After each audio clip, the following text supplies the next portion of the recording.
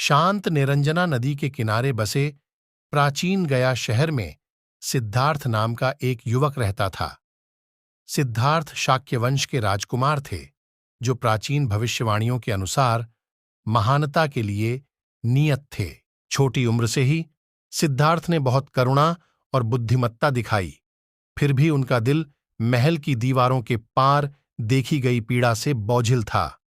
उत्तर खोजने के लिए दृढ़ संकल्पित सिद्धार्थ आत्मखोज की यात्रा पर निकल पड़े और एक विनम्र तपस्वी के रूप में भूमि पर भटकने के लिए अपने विलासितापूर्ण जीवन को छोड़ दिया। वर्षों तक सिद्धार्थ ध्यान और तपस्या में सांत्वना की तलाश में जंगलों और मैदानों में घूमते रहे, लेकिन जो उत्तर उन्होंने खोजा था वह उनसे नहीं मिला। उरुवेला के पवित्र उपवन में बोधि वृक्ष के नीचे एक दुर्भाग्यपूर्ण रात तक सिद्धार्थ की आत्मज्ञान की खोज अपने चरम पर नहीं पहुंची थी। जैसे ही चंद्रमा ने पृथ्वी पर अपनी कोमल चमक बिखेरी, सिद्धार्थ गहरे चिंतन में बैठ गए। उनका मन सवालों और शंकाओं से भर गया।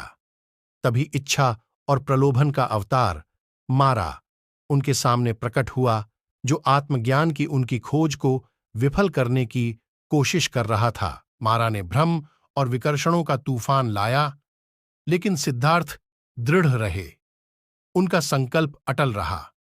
अपने हाथ के कोमल स्पर्श से सिद्धार्थ ने मारा को भगा दिया और उस सच्चाई को अपना लिया जो उससे लंबे समय से दूर थी। गहन अनुभूति के उस क्षण में सिद्धार्थ ने आत्मज्ञान की स्थिति प्राप्त करते हुए नश्वर दुनिया की सीमाओं को पार कर लिया। वह गौतम बुद्ध बन गए, जागृत व्यक्ति, सभी संवेदनशील प्राणियों के लिए शांति और ज्ञान के अग्रदूत। उस दिन से गौतम बुद्ध ने अपनी शिक्षाओं को दुनिया के साथ साझा किया, अनगिनत आत्माओं को पीड़ा से मुक्ति के मार्ग पर मार्गदर्शन किया। करुणा, सचेतनता और आंतरिक शांति का उनका संदेश दूर दूर तक गूंजता रहा, जिसने राजाओं और आम लोगों के दिलों को समान रूप से छू लिया। गया शहर में, जहां निरंजना नदी प्राचीन पेड़ों की छाया के नीचे धीरे धीरे बहती थी, गौतम बुद्ध की विरासत युगों युगों तक कायम रही। दूर दूर से तीर्थयात्री बोधि वृक्ष के नीचे सांत्वना और ज्ञान की तलाश में पवित्र स्थल पर आते थे, जहां जागृत व्यक्ति को अपना परम सत्य मिला था।